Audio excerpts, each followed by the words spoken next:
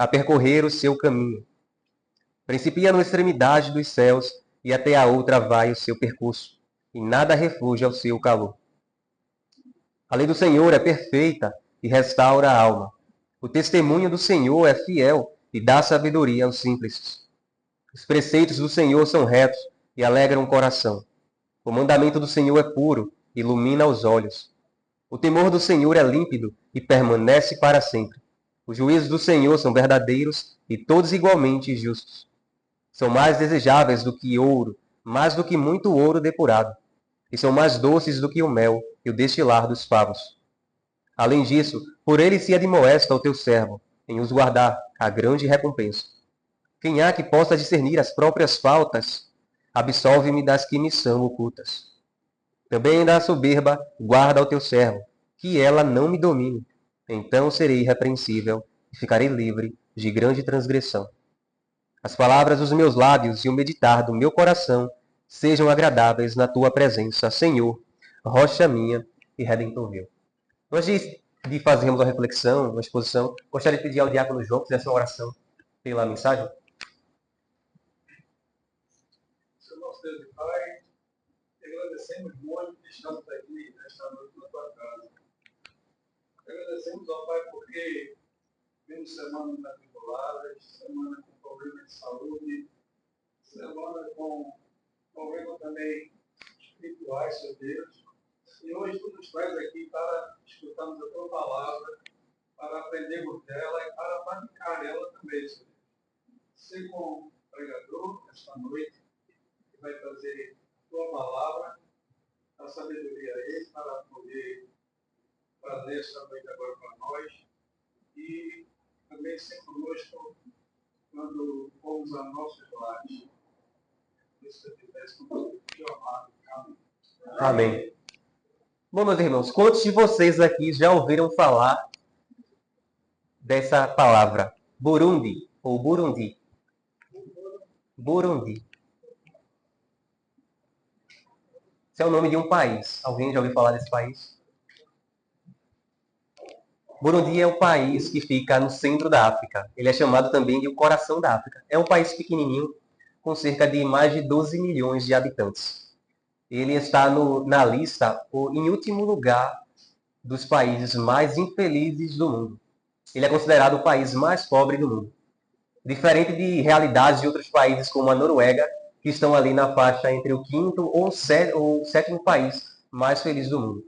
Na Noruega você tem um alto nível de igualdade, economia, prosperidade, as pessoas são felizes. Mas em Burundi, eles são considerados o país mais pobre e infeliz do mundo. A economia lá é muito baixa. Para vocês terem uma ideia, uma pessoa trabalha por um mês para receber cerca de 10 dólares. A fome é muito grande, a corrupção. Você vê um país que tem cerca de quase 80% da população abaixo dos 25 anos. Somente cerca de 1% da população passa dos 60. A gente estava vendo ontem um documentário, eu e Rafael, sobre esse país, e a gente ficou espantado. É triste de ver como algumas pessoas estão vivendo atualmente neste mundo. Elas estão vivendo piores do que até alguns animais. Mulheres com 8 filhos, que já perderam muitas de suas crianças, os pais morreram. É uma realidade muito difícil. Eles vivem literalmente na miséria, comendo comida estragada. Muitos deles não têm acesso à carne. Somente 13% da população tem acesso à internet. E lá todos os celulares são daqueles antigos de botão. Eles não têm nem sequer internet. É uma realidade muito difícil e dura. E conforme a gente assistia aquilo, a gente se compadecia, a gente se sentia mal. Inclusive, eu olhei para Rafael e disse, meu amigo, quão duro é aceitar isso? É difícil imaginar que uma criança possa nascer num país desse, não conhecer a Deus, e ainda assim, ao crescer, vivendo, sofrendo, ainda morra e vá para o inferno porque não conhece a Deus. É duro e é difícil de imaginar esse tipo de realidade. A gente vê lá as crianças na rua, todas descalças, sem camisas sujas, com roupas rasgadas, com enxadas na mão. Homens que trabalham de manhã até à noite para ganhar somente 50 centavos. É uma realidade dura e cruel. Os próprios policiais estão constantemente aceitando suborno, porque eles também vivem uma vida miserável. E eles veem o suborno como uma forma de conseguir algo a mais. É um país totalmente corrupto, sem esperança. Mas em certo momento do documentário, o rapaz que foi lá gravar o documentário, um americano, ele entra então numa igreja evangélica que tem lá no país de Burundi. Quando ele entra na igreja, as pessoas estão adorando a Deus. Elas estão louvando e louvando com alegria. E a alegria é tanta que elas estão dançando. E a gente ficou bem feliz porque a gente viu que o evangelho está lá. Na verdade, está muito bem lá, porque cerca de 80% da população é cristã, apesar da extrema pobreza. Mas o que espanta é o fato de eles estarem louvando a Deus e alegres, mesmo diante dessa situação. E é interessante porque a gente pausou o vídeo e tinha lá o nome da igreja em inglês. Era Burundi Reformed Gospel Church, que seria uma igreja reformada, ou seja, uma igreja reformada. E normalmente reformada é conhecida justamente por ser sério, tem um tom mais calmo, alguns chamam a gente de frios, mas mesmo diante de uma situação miserável, aqueles cristãos reformados de Burundi estão louvando a Deus com alegria de coração, a ponto de dançarem. E o que é que faz com que eles fiquem tão alegres, senão a satisfação em Deus? Apesar das dificuldades dessa vida, de todo tipo de opressão que eles sofrem, naquela vida miserável, muitos sem paz, sem educação, sem nada, somente 30% das crianças vão para a escola. E desses 30%, a maioria nem sequer termina. Mas mesmo diante de tudo isso, eles se alegram em Deus, eles têm prazer em Deus, eles têm satisfação em Deus. Então, quando a gente olha para a nossa própria realidade, se a gente fizer uma comparação, a gente está muito melhor do que eles. Mas a verdade é que há muitos de nós que estamos insatisfeitos. Não temos alegria no coração, não temos prazer em Deus, não temos desejo pelas coisas de Deus. Nós não temos anseio pela palavra de Deus. Nós não temos anseio nem sequer de ir para a igreja. Vamos para a igreja, às vezes, por uma questão de consciência. Tá bom, se eu não for, as pessoas vão ficar falando, vão achar que eu estou desviado. Ah, eu vou porque é dia do Senhor, né? Senão, Deus não vai me abençoar. Nós fazemos as coisas, muitas vezes, com mau gosto, com tédio. Às vezes, até o próprio nome de Deus soa enfadonho. As pessoas falam de Deus e a gente não sente nem sequer a curiosidade de falar sobre Deus. O que é então que nos falta? O que é que está faltando para a gente? E de fato, o que falta na gente é satisfação em Deus. E diferente da realidade de muitos que não sentem satisfação em Deus, Davi aqui expressa nesse salmo alguém que tem muito prazer em Deus, que admira a Deus, que aprecia a Deus, que tem plena satisfação em Deus. Por isso eu gostaria de refletir hoje com os irmãos um pouco sobre esse seguinte tema, tendo satisfação em Deus. Como é que nós podemos ter satisfação em Deus? E a primeira verdade que esse texto nos vai mostrar aqui é que nós temos satisfação em Deus quando paramos para observar as obras dele. Nós conhecemos Deus através de suas obras. Isso daí está expresso do verso 1 até o verso de número 6. Há muitos que dizem que Deus não existe. Como vai dizer o Salmo, diz o todo no seu coração, não há Deus. Esses são conhecidos como os ateus, as pessoas que negam a existência de Deus. Elas dizem, por que eu deveria acreditar em Deus se não há nenhuma evidência? Eu nunca vi Deus, eu nunca o senti, eu nunca o ouvi, só creio se eu ver. Qual a evidência que existe para a existência de Deus? É isso que os ateus questionam. No entanto, Davi considera esse tipo de pergunta ou esse tipo de pensamento como tolice, conforme ele expressa em um dos salmos. Porque para ele, as evidências para Deus estão escancaradas diante dos nossos olhos. Não vê quem não quer. As próprias pessoas endurecem os seus corações e ignoram as evidências da existência de Deus.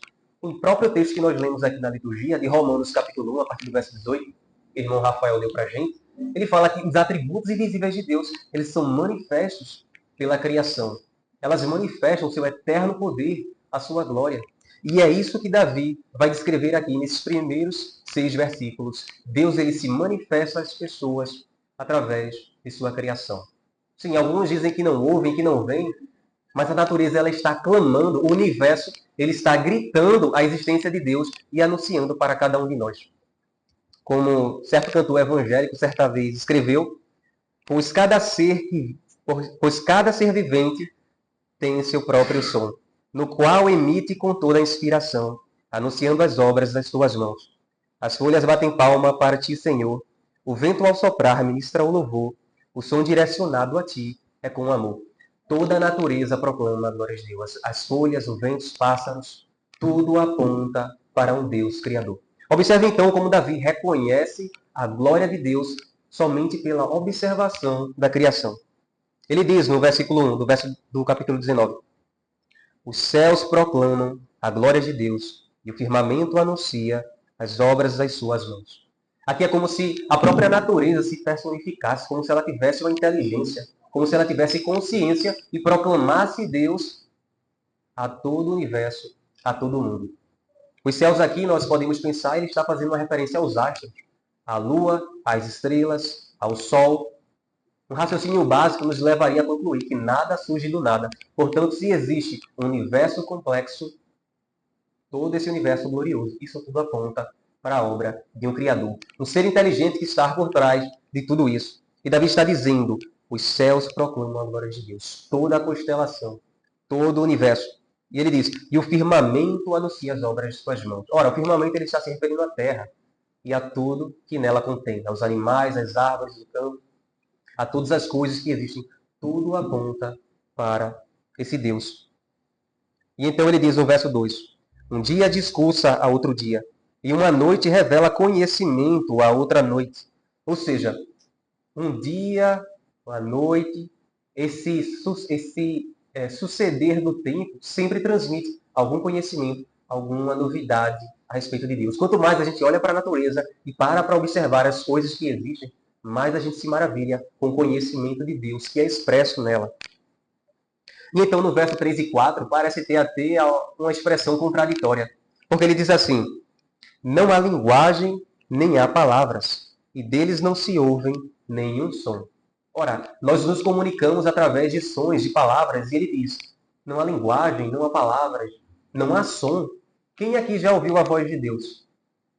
Então ele diz, não há nada disso que caracteriza a nossa comunicação. No entanto, diz o verso 4, por toda a terra se faz ouvir a sua voz e as suas palavras até os confins do mundo.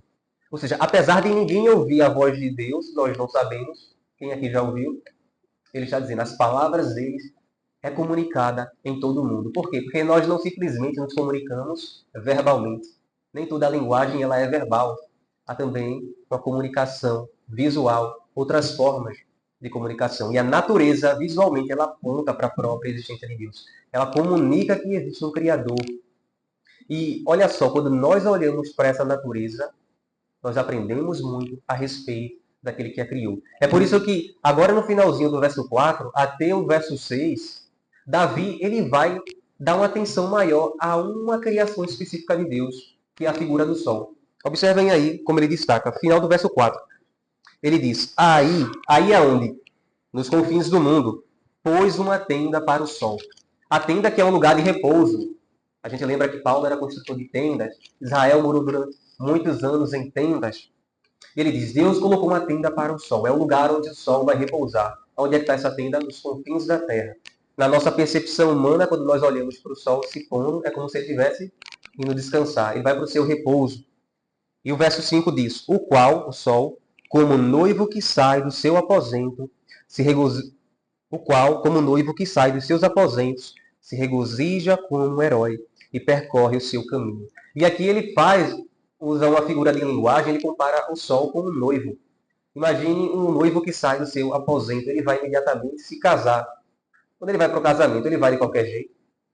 Não, ele vai arrumado, cheiroso, ele vai colocar as suas melhores roupas, ele sai com toda a glória, com toda a sua pompa para o casamento. Assim é o sol quando ele sai do seu aposento, quando ele sai da sua tenda para percorrer o seu caminho. Ele não só sai exalando sua beleza, o brilho do sol, a sua glória, como também ele compara ele com um herói que percorre o seu caminho. A ideia aqui é de um soldado que recebeu uma ordem, uma missão, e ele se dispõe com coragem, com força e vigor, e ele vai percorrer o seu caminho. Assim o sol também vai traçar o caminho que ele deve percorrer com todo o seu vigor, com toda a sua energia. Percebam que Davi está destacando a beleza do sol. Ele está olhando o sol e o admirando. Ele está comparando o sol com outras belezas que ele admira nessa vida. Então o verso 6 diz, principia uma extremidade dos céus e até a outra vai o seu percurso, e nada refoge ao seu calor. Então ele diz, o sol ele passa de uma extremidade até a outra, ele rasga o céu de uma ponta até a outra, diariamente, percorrendo o seu caminho, seguindo a ordem daquele que o criou. Deus disse, haja sol no quarto dia, e agora disse, você vai percorrer esse caminho. E o sol, como soldado, obedece ao seu comandante. E ele diz, e nada refoge ao seu calor. Não existe nada nesse mundo que consiga fugir do calor do sol. Quando ele ilumina, ele brilha por toda a terra. Então ele está destacando aqui a glória do sol, a beleza do sol, a majestade desse único elemento da criação. Mas veja, o ponto central de Davi aqui é: olhe para a criação de Deus, admire as coisas que ele criou e você verá a beleza do Criador. Você verá a beleza e a majestade de Deus. Se o sol é tão brilhante que os nossos olhos ardem, quanto mais a glória de Deus. E se o sol às vezes é assustador e poderoso, quanto mais aquele que o criou, com simples palavras. Então, o que Davi está aqui nos revelando é que, para a gente ter satisfação em Deus, a gente precisa aprender a observar, a ouvir a voz de Deus através das coisas que Ele criou. Veja, ao apreciar essas obras de Deus, a gente vai se maravilhar com Deus. Pare para pensar, por exemplo, imagina que a gente está saindo aqui da igreja, terminou o culto, e aí de repente aparece um leão. Ele fugiu do zoológico, ninguém sabe como. E aí um leão para bem na sua frente e ele começa a lhe encarar. Como é que você se sente? Você nem se mexe. Tem gente que tem medo de um cachorro vira-lata. Imagina de um leão. Mas você fica amedrontado com aquele ser. Agora imagine o Deus que criou o leão. Quem é que dá mais medo? Imagine você num pequeno bote no meio de um oceano, naquela imensidão daquele mar vasto e assustador. E você olha para baixo do seu bote e vê a sombra daquele peixe gigante, de uma baleia de 15 metros passando por debaixo. Imagina o medo, o arrepio que dá na espinha. O oceano é assustador, o mar é assustador. Alguns seres são assustadores. Eles são tremendos. Imagine você num ponto, num pico de um prédio muito alto. Às vezes a gente vê no filme uma cena de alguém andando na beira de um prédio e já dá os arrepios. Você fica com medo das alturas, mas Deus é maior que as alturas. Ele é mais profundo que as fossas marinhas. Ele é mais vasto que todo o universo. Então a gente olha para algumas coisas que nós olhamos na natureza e a gente fica abismado, a gente fica impressionado, a gente fica admirado, a gente fica assustado. Mas muito maior é aquele que criou todas essas coisas. E a verdade, meus irmãos, é que a gente está numa geração, numa época de tanta distração, de tanto prazer, de tanta dose de dopamina barata, que a gente não tem mais sensibilidade para apreciar as obras de Deus. A gente vive com a mente distraída, desfocada. E é por isso também que a gente não consegue satisfação em Deus. A gente não se admira com Deus. As pessoas falam de Deus e a gente olha para Deus como se fosse alguma coisa qualquer. Só mais um conceito. A gente não tem temor, a gente não tem reverência. Nós não temos noção do Deus que nós servimos. Temos medo de um pitbull e um cachorro na rua, mas não trememos diante do Senhor. Mas quando o salmista ele olha para a natureza, ele olha para os montes, ele olha para a complexidade da natureza de Deus, ele vê a inteligência do ser que criou, ele admira, ele aprecia, ele fica assustado diante desse Deus. É por isso que no Salmo 139, quando ele fala da forma como Deus o formou no ventre de sua mãe, ele vai dizer, eu fico maravilhosamente, ou melhor, assombrosamente maravilhado ao contemplar as obras de Deus e a forma como Deus age, a forma como Ele faz. A gente diz, esse Deus é grande, esse Deus é maravilhoso. Por isso que o Salmo inicia com essa expressão, os céus proclamam a glória de Deus. É glória, é poder, é majestade. Deus não é um ser qualquer. Deus não é um ser qualquer. E quando a gente para meditar nessas coisas, então sim, a gente começa a se maravilhar com esse Deus, a gente começa a ter prazer nele. A gente não vai ficar enxergando Deus como algo entediante. Não, mas é a coisa mais maravilhosa que nós poderíamos contemplar. Mais que qualquer coisa que esse mundo pode nos apresentar. Mas agora também é importante dizer o seguinte. O conhecimento da natureza, por mais assombroso que ele seja, e por mais que ele revele os atributos de Deus, ele não é suficiente para salvar uma pessoa sequer. Porque apesar de ele apontar para Deus, a pergunta que as pessoas poderiam fazer é, mas quem é esse Deus que criou todas essas coisas? E como nós podemos ser salvos. E como nós podemos ser livres da ira. E como nós podemos conhecer esse Deus e nos aproximar dele. Ou seja, o conhecimento da natureza, ele não salva ninguém. O conhecimento de Deus revelado da natureza, ele não nos diz o que nós devemos fazer e a forma como nós devemos viver. E é por isso agora que nós vamos ver que para ter satisfação em Deus, precisamos buscar conhecê-lo através de sua palavra. Precisamos buscar conhecê-lo através de sua palavra. E Davi é tão consciente disso que ele faz uma quebra a partir do verso 7. É quase como se ele mudasse de assunto. Na verdade, ele ainda está tratando do mesmo assunto. Porque no verso 7, ele vai começar a falar agora da lei de Deus, da revelação especial de Deus. Toda a natureza proclama a glória de Deus e anuncia que existe um Criador, mas é a palavra de Deus que revela quem ele é, como ele deve ser adorado, como nós devemos viver e aquilo que ele preparou para nós. Observemos então que a partir do verso 7, Davi diz: a lei do Senhor é perfeita. Então agora ele vai começar a tratar da revelação especial de Deus. Observem o seguinte comigo. Primeiramente, vocês vão perceber que essa palavra de Deus, ela é referida aqui por Davi com vários termos diferentes. Por exemplo, versículo 7 diz, a lei do Senhor. Ainda no verso 7 diz, testemunho. No verso 8, preceitos, mandamentos. Versículo 9, temor, juízos. São vários termos para se referir à mesma coisa, a revelação de Deus através das Escrituras. E observem que o termo Senhor está sempre ligado a todas essas expressões. Porque ele não simplesmente diz a lei, mas ele diz no verso 7, a lei do Senhor, o testemunho do Senhor, os preceitos do Senhor, o mandamento do Senhor, o temor do Senhor, os juízos do Senhor. Tudo é do Senhor. Por quê? Porque aqui não se trata simplesmente de conhecimento bíblico, mas da revelação desse Deus Criador. Ele tem a intenção de se revelar a nós, de se fazer conhecido para que nós o busquemos, para que nós o conheçamos, para que nós vivamos da forma correta. É isso que Davi, então, está mostrando aqui. Como é que você pode apreciar, admirar um Deus, um ser que você não conhece? Como você pode querer satisfação em Deus se você não conhece a Deus? Como você vai ter aproximação e prazer em uma pessoa que você nem conhece ela? Então, se nós quisermos ter satisfação em Deus, precisamos conhecê-lo, saber quem ele é. E a melhor revelação está aqui nas próprias Escrituras. Observemos então como Davi ele destrincha isso. Ele diz no verso 7, a lei do Senhor é perfeita, ela não tem falhas, ela não tem erro. A lei do Senhor, a revelação do Senhor, ela é infalível, ela é perfeita e ela restaura a alma.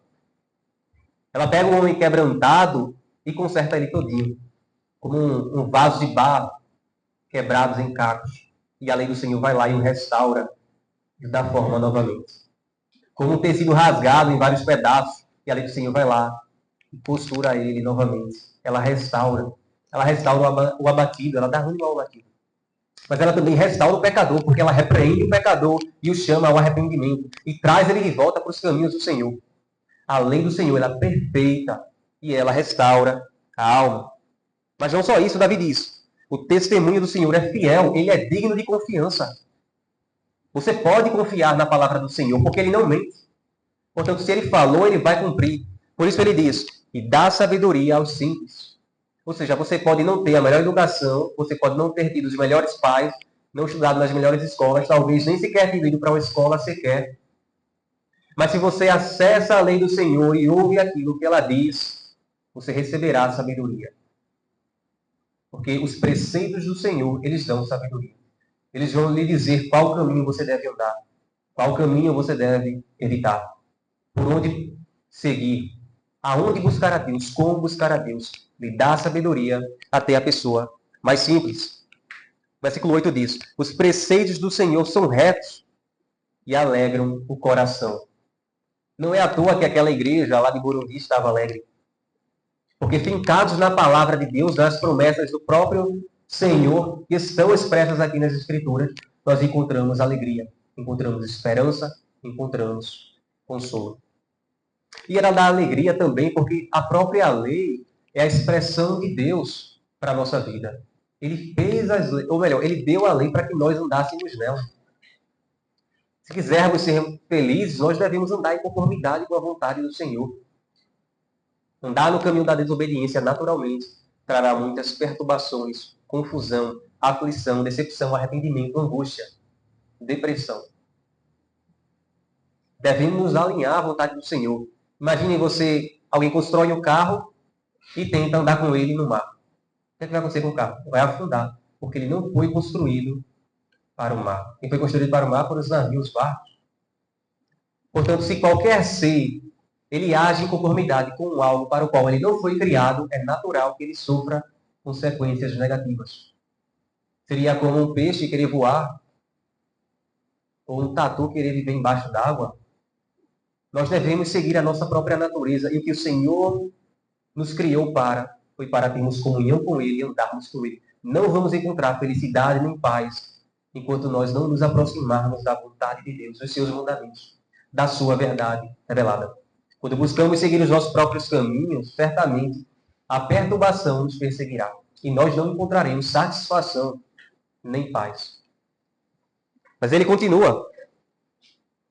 Ele diz também, ainda no verso 8, o mandamento do Senhor é puro. A ideia é, ele não está manchado por impurezas, por outros materiais corrompidos. E por ser puro, ele diz aí, ilumina os olhos. Imagine então alguém que está com seus olhos nublados, que está andando no caminho escuro. Ele não sabe para onde ir, ele não sabe distinguir os objetos. Ele está perdido porque a sua visão está obscura. Mas o mandamento do Senhor, ele ilumina os olhos. Ele clareia a nossa visão para discernir entre o bem e o mal, o certo e o errado, para saber qual caminho seguir, o que evitar, o que fazer. É isso que ele está dizendo aqui. O versículo 9 diz, o temor do Senhor é límpido e permanece para sempre. E o temor do Senhor é aquilo que a palavra diz que nós devemos fazer. Aquilo que o Senhor ordena que nós devemos ser. E essa palavra, ela permanece para sempre. Pode passar gerações, mas a palavra do Senhor, ela não muda. Ele ainda diz, os juízos do Senhor são verdadeiros e todos igualmente justos. Nós servimos a um Deus justo. Os ímpios, eles não querem aceitar a Deus, eles dizem, isso é injusto. Como, pois, eu deveria aceitar esse Deus que lança pessoas no inferno? Eu quero viver da minha própria maneira. Porque Deus pune os pecadores. Eu não quero aceitar um Deus desse. Esse Deus é injusto. Eu não aceito. Porque ele permite a fome na terra e tantas pessoas sofrerem.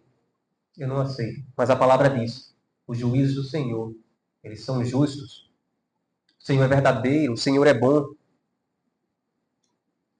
Eles são verdadeiros. Ou seja, é exatamente o oposto da mentira, do engano, das vãs filosofias, das vãs ideologias, das falsas concepções humanas, das nossas próprias concepções que nós criamos. Mas ele diz mais, versículo 10. São mais desejáveis do que ouro, mais do que muito ouro depurado. E aqui é interessante, porque Davi ele exalta a lei de Deus, ele mostra como a palavra do Senhor é perfeita, verdadeira, justa, como ela é a expressão desse mesmo Deus que criou o sol e os céus e a terra. Esse mesmo Deus que criou todas essas coisas maravilhosamente, também deu a sua palavra. Também manifestou a sua vontade. E a sua vontade é tão perfeita e tão maravilhosa quanto a sua criação. Mas ele não para por aí. Observe que agora no versículo 10, ele tem uma forma específica de lidar com essa lei, com esse mandamento. Ele diz aí, são mais desejáveis do que o ouro. Ora, o que as pessoas buscam mais do que dinheiro nessa vida? E Davi está dizendo, para mim, a lei do Senhor vale mais que qualquer porção de dinheiro que você possa me dar. E não é qualquer ouro, ele diz aí, ouro depurado. É o ouro purificado. É o ouro mais valioso. Davi está dizendo, não. A palavra do Senhor, a lei do Senhor, para mim, vale muito mais. Se colocar as duas numa balança, o ouro tem o peso de uma pena, de um grão de areia, perto da palavra do Senhor.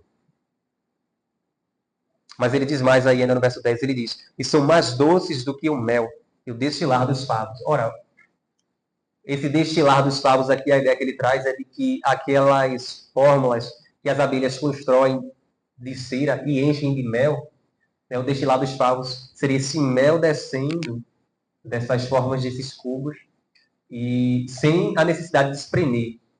Esse destilar aqui de mel se refere ao mel mais doce, o mel mais puro. E Davi está dizendo, a palavra do Senhor, a lei do Senhor, ela é mais doce do que esse mel. Qual a ideia que ele está trazendo? É a ideia de algo agradável, que ele tem prazer. Não é algo pesado, não é algo cansado. Não é algo que você vai ler e fica entediado. Mas é algo que ele busca, que ele tem prazer. Que ele se deleita, assim como alguém se deleitaria em algo muito doce. E ele diz aí então no verso 11: além disso, por ele se admoesta o teu servo, em os guardar a grande recompensa. Esse verbo aqui, admoestar, ele está dizendo, olha, eu olho para a lei de Deus, eu aprecio ela, eu admiro ela, e por ela eu me admoesto, eu me avalio pela lei de Deus. Ela vai dizer se os caminhos que eu estou seguindo são errados ou não. Ela vai dizer onde eu estou errando, onde eu estou acertando e por onde eu devo seguir. A ideia aqui é de alguém que está constantemente examinando a si mesmo à luz das Escrituras, através da palavra de Deus. Não é o que eu acho, não é o que eu quero, mas é aquilo que Deus diz que eu tenho que ser, que eu devo fazer. Deus quem determina o que é certo e errado, e não eu. E é isso que ele expressa aí, ele diz, e em os guardar a grande recompensa. E é claro, há recompensas naturais. Obviamente, se você obedece às leis, você não vai sofrer as consequências da quebra da lei. É natural que alguém que não vive em bebedeira também não fique embriagado. Não sofra as consequências da embriaguez. Alguém que não usa drogas não vai sofrer as consequências do vício. Alguém que tem continência e que não se entrega aos prazeres não vai viver perturbado. Por quê? Porque ele tem domínio próprio. É natural. Mas também é uma recompensa aqui da própria graça de Deus, a própria presença dele na vida daquele que o teme e o busca. Deus, ele dá consolo, ele traz alegria ao coração, por meio do seu Espírito Santo. Ele traz essa graça diária àqueles que o temem. E nem sequer estamos nos referindo aqui à salvação e à vida eterna. Mas a graça de Deus já se manifesta na nossa vida durante essa vida, durante esse momento. E aí, meus irmãos, nós podemos refletir já dessa segunda parte aqui do texto, na seguinte questão. Qual tem sido o propósito da nossa vida? Pelo que corremos atrás. Se a gente for olhar as pessoas em geral, todo mundo tem alguma coisa em comum, que é o seguinte, todo mundo corre atrás de alguma coisa. E normalmente alguma coisa ligada a esse mundo. Desde criança, a gente é colocado nas escolas e todo mundo nos diz, quando a gente pergunta, para que ir para a escola? Para conseguir um emprego. Ou seja, a finalidade de você estar constantemente horas dentro de uma escola durante 12 anos de sua vida é para no final você conseguir um emprego, ou seja, você vive para trabalhar e trabalha para viver. E para que você quer trabalhar? Para ganhar dinheiro. Para que dinheiro? Para comprar coisas. E para que você quer coisas? Qual o propósito da sua vida? Davi está dizendo, a tua palavra, os teus preceitos são mais valiosos do que ouro, do que dinheiro. O dinheiro, o ouro, não é a finalidade da minha vida. E não pode ser, porque se for, eu não vou encontrar felicidade. Eu não vou ter satisfação em Deus, porque eu não estou olhando para Deus, estou olhando para as coisas desse mundo. E como o próprio Senhor Jesus disse, as coisas desse mundo, elas perecem. Os ladrões roubam, a traça corrói. Qual a finalidade da nossa vida? Nós dedicamos horas para nos aperfeiçoarmos em alguma área do conhecimento, para no final entrar no mercado de trabalho. Vou fazer um curso, vou aprender uma nova língua, vou fazer isso, vou fazer aquilo, vou aprender uma nova habilidade para poder me defender. Nós sempre pensamos em algum propósito nessa vida e nos dedicamos horas, empenhos e pagamos dinheiro, fazemos cursos e buscamos pessoas, networking e várias formas de crescer na vida para constituir família, isso e aquilo. A finalidade é sempre algo pessoal e não a glória de Deus. E é claro, eu estou falando de forma genérica. Não posso falar da vida de ninguém. Mas o fato é, nós nos dedicamos a buscar a palavra do Senhor, a lei do Senhor, a vontade do Senhor, conforme o salmista expressa aqui. Eu quero obedecer aos mandamentos de Deus. Eu quero honrar meu Deus. Porque nos guardar a grande recompensa, um galardão. Eu quero buscar a Deus. Eu quero me aproximar desse Deus. Se nós não cultivamos o conhecimento de Deus através da palavra, vai acontecer aquilo que Oséias, o profeta Oséias, vai alertar o povo, conforme Deus diz lá, no capítulo 4 ou 5. Meu povo perece por falta de conhecimento. Não há conhecimento de Deus em Israel. E por causa disso eles se corrompem e se afastam de Deus.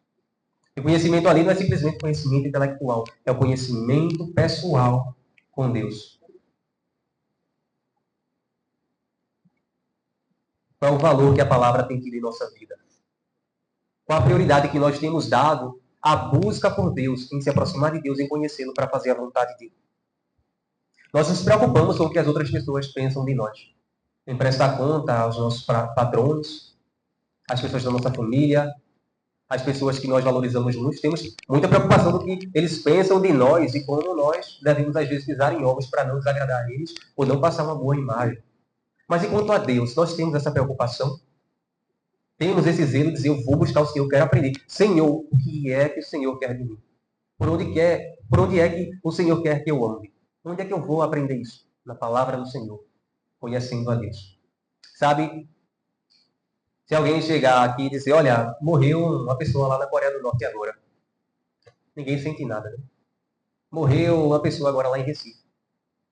Ninguém sente nada. Por quê? Uma pessoa é muito genérica, você não conhece. Está falando de quem? Você não tem vínculo, você não tem conhecimento, portanto é algo que você age com indiferença. E muitas vezes, essa insatisfação, ou o fato de nós não sentirmos satisfação em Deus, é porque estamos sendo indiferentes a Ele. E por que somos indiferentes a Deus? Será que não é porque nós não estamos cultivando e aprendendo sobre Deus? A ponto de a gente dizer, eu sinto que eu não conheço Deus. Ele parece distante de mim. Mas não é porque ele esteja ignorando a gente. Porque ele está se revelando a gente. É porque a gente está ignorando o convite que ele nos faz.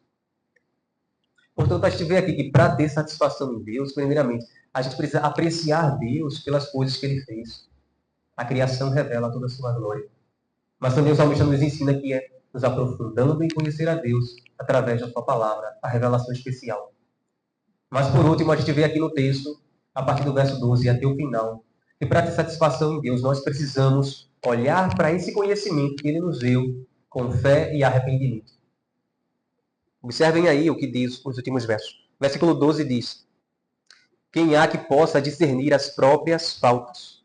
Davi levanta uma questão. Qual é o homem que consegue reconhecer os próprios pecados?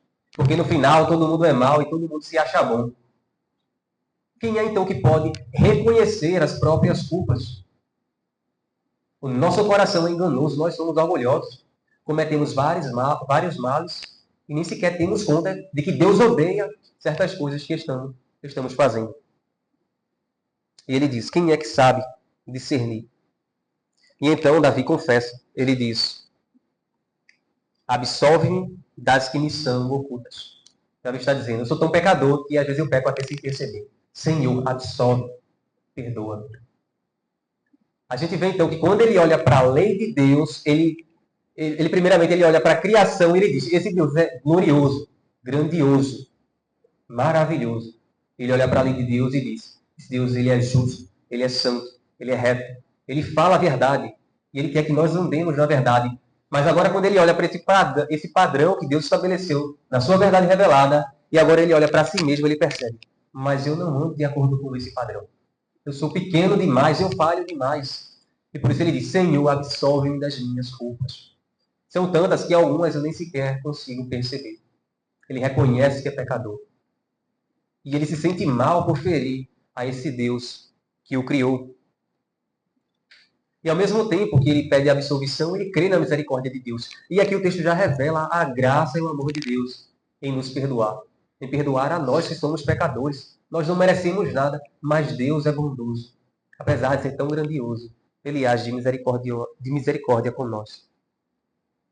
Então ele diz no verso 13, também da soberba guarda o teu servo, que ela não me domine. Então, da mesma forma que ele peca de forma oculta, agora ele está dizendo, Senhor, me livra da soberba do meu coração, porque às vezes eu posso pecar intencionalmente, sabendo que é errado. Por quê? Porque eu sou soberbo, sou arrogante, sou autossuficiente. Senhor, guarda o meu coração. O meu coração, ele é fraco. Ele se inclina muitas vezes para o mal. Senhor, guarda-me, porque se depender de mim, eu vou falhar. Davi está reconhecendo que não depende dele a sua própria permanência na fé. Depende de Deus. Senhor, guarda-me, sustenta-me. Mantém-me firme, Senhor. Tem misericórdia de mim. Não depende de nós, meus irmãos. depende totalmente de Deus nos segurar. Se a gente for autossuficiente e confiarmos em nós mesmos, certamente a gente vai cair. Então ele diz: então serei irrepreensível e ficarei livre de grande transgressão. Por que ele vai ser repreensível? Como é que ele vai andar corretamente? Porque Deus é quem guarda o coração dele. É Deus que sustém, é Deus que perdoa o pecador, é Ele também que o santifica, que o mantém no bom caminho. E a gente vê aqui, no último versículo final, a grande evidência de que Davi, ele não só se maravilha desse Deus, como a gente viu nos primeiros versículos, como ele admira a lei desse Deus, mas também que ele de fato tem um anseio em agradar a Deus, em andar em conformidade com a vontade dele. Vejam o versículo 14. As palavras dos meus lábios e o meditar do meu coração sejam agradáveis na tua presença, Senhor, rocha minha e redentor meu. Olha a preocupação de Davi. As palavras dos meus lábios e o meditar do meu coração. Davi está dizendo, Senhor, que as minhas palavras te honrem e te agradem. Que eu não fale coisas indevidas. Que eu não me porte de forma indevida. Ele não só diz, Senhor, perdoa-me, guarda o meu coração, sustenta, mas ele diz que eu possa falar de forma que edifique as pessoas. Que o pensar do meu coração, os nossos pensamentos íntimos, os nossos planos, as nossas metas, as nossas aspirações, a nossa imaginação, que o nosso pensamento seja agradável a Deus. Lembra aquilo que Paulo fala lá no Novo Testamento, não é? Tudo aquilo que é bom, puro, verdadeiro, nisto pensais. É isso que Davi está expressando aqui. Ele está tão preocupado em agradar a Deus que ele diz, Senhor, eu quero te agradar até quando eu pensar. Que eu não pense bobagens, que eu não pense besteira. Porque o Senhor também julga pensamentos. Como diz lá em Mateus, Jesus, sabendo o que eles pensavam, a gente vê Jesus lendo o pensamento dos fariseus. E Davi diz que os meus pensamentos também sejam agradáveis ao Senhor. Ele conclui, rocha minha e redentor meu. E essa expressão é bem interessante porque rocha, essa figura de linguagem aqui, representa um objeto firme, aquele que nos sustém, que nos mantém de pé. Se nós nos apoiarmos na rocha, se estivermos fincados na rocha, quem é que vai nos derrubar? E essa rocha é o próprio Cristo, como lá no Novo Testamento vai se referir. Assim também como ele é aquele que nos redimiu, conforme ele diz aí, rocha minha e redentor meu. Cristo é o nosso redentor. Ele nos salvou da condenação de Deus. Se Davi pode orar, Senhor, absolve-me das minhas culpas, é por causa de Cristo. Porque em Cristo foi pago a multidão dos nossos pecados. Em Cristo foi pago a multidão das nossas falhas, dos nossos erros, dos nossos desvios. Então, meus irmãos, somente olhando para Deus, para as obras dele, para as coisas que ele fez, nos aproximando dele, buscando cada vez mais aprofundar os laços de intimidade, com o conhecimento da sua palavra, com aquilo que ele fez. A própria alegria é uma expressão de gratidão. É impossível você viver num país daquele e se alegrar se você não estiver grato por aquilo que Deus já fez na sua vida, pelas promessas que ele nos concedeu. É isso que Davi nos ensina aqui nesse salmo. É isso que a palavra de Deus fala conosco. Ela diz, lembre do Senhor enquanto você viver. Olhe para as maravilhas dele. Não se distraia com essas coisas. Algumas delas vêm até do diabo. E a gente está dormindo tanto que a gente não é capaz de perceber. O inimigo vai tentar nos afastar da palavra de Deus, porque é nela que vamos encontrar sabedoria, instrução, direção. Então ele vai jogar todo tipo de distração, entretenimento, vaidade, ambições nessa vida, propósitos seculares, simplesmente para que você não se alimente das coisas espirituais. E talvez você alcance riqueza e prosperidade aqui na terra e seja um miserável na vida eterna, sofrendo no inferno. Mas Davi nos lembra, olhemos para Deus, lembremos do Senhor. Ele é o nosso Redentor, Ele é a nossa rocha. Nele nós encontramos felicidade e verdadeiro prazer. Nele nós encontramos alegria, mesmo diante das piores crises, das piores situações, mesmo diante das piores circunstâncias. Que o Senhor Deus aplique essa palavra em nosso coração. Que Ele nos faça firmes no Senhor, possamos nos fincar cada vez mais na verdade da palavra de Deus. Amém? Vamos doar mais um cântico ao Senhor. Convido o irmão Mateus para nos dirigir. O hino de número 32.